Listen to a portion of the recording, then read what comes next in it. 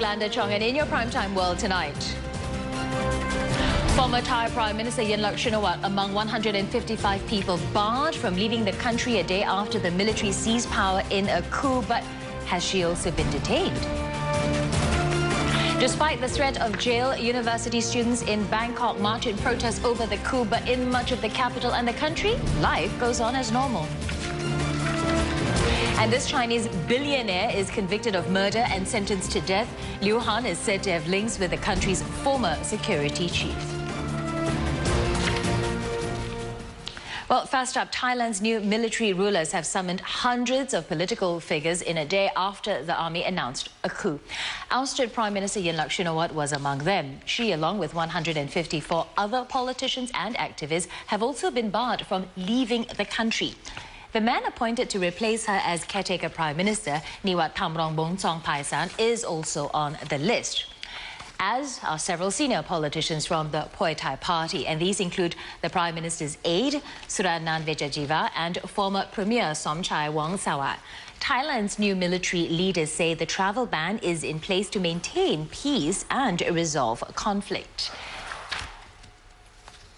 And Channel News Asia's correspondent Panu Wongcham joins us from Bangkok right now, and he's at Ratchadamnan Road, and that's near the auditorium where political leaders have been reporting to the army. And Panu, has there been any word on Ms. Yingluck or Mr. Niwat Thamrong?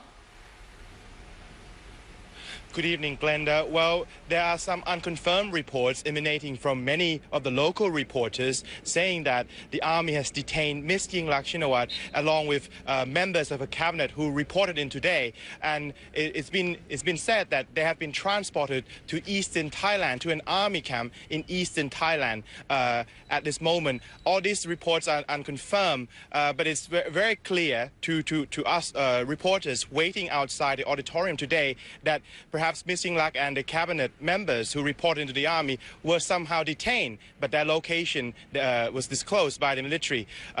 This is because their car did not come out of the auditorium, and at the end of the day, around 5 p.m. or 6 p.m., there were several convoys of vans leaving on the other to another direction, leaving the auditorium.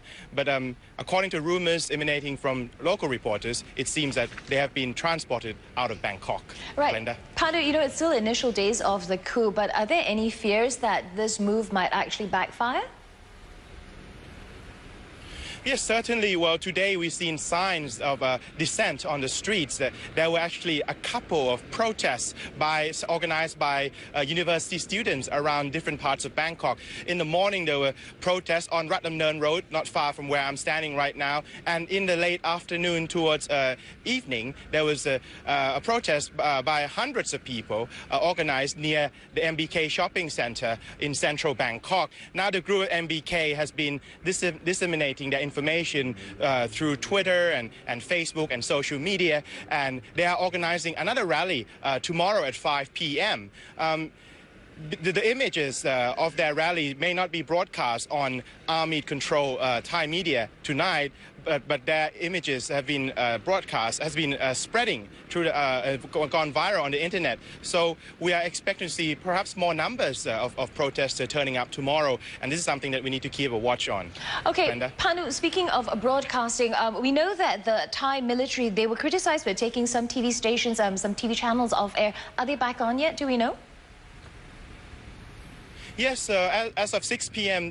Local time, so about a couple hours ago, majority of the free TV channels in Thailand is now operational. They're broadcasting their regular programs and regular news show. But keep all this in mind that there are still army troops, army units in almost all of these media broadcasting centers. And of course, a lot of these contents will need to go through the military censor first.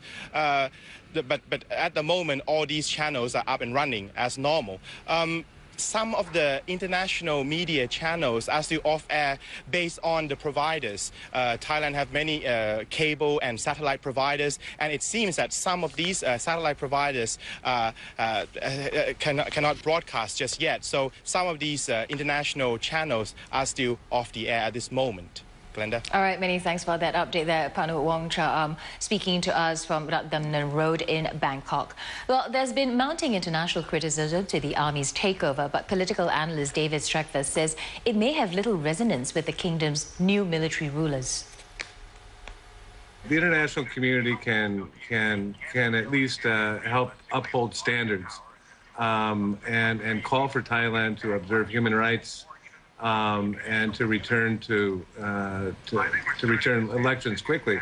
But at the end of the day, I don't know that the United States withholding military aid or the rather small amount of development aid can make that much difference. One might hope that maybe ASEAN as a community could exert some influence, but I'm not so sure that Thailand is very inner-focused at this time on its own, trying to work out its own issues. I'm not sure that the military would be that responsive.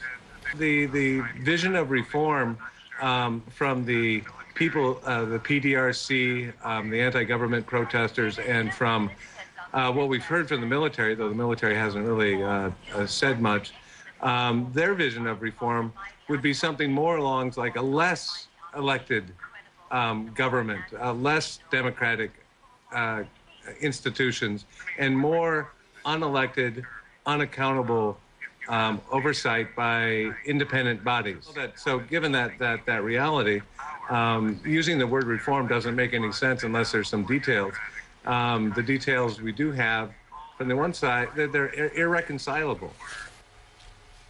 Well, there's heavy military presence across the capital, Bangkok, but as Channel News Asia's Pichayada Pomchetchu reports, many Thais are taking this in their stride. Life goes on in Bangkok in spite of the coup. Residents feel little affected by the army intervention. Many resumed their daily routines as soon as the curfew came to an end at 5 a.m. People still went to work as usual, businesses continued to operate. And despite the fewer number of tourists, some in the service sector remain quite optimistic that this coup d'etat will actually help the tourism industry in the long run. Somsak Lonlu has been driving a tuk-tuk for 10 years. His main clients are tourists on Khao San Road, a famous destination in the capital. But over the past 6 months, he rarely has clients. The anti-government protests occupied several locations in Bangkok, deterring many travelers from coming to this popular street.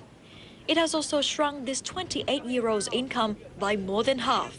Still, he's optimistic now.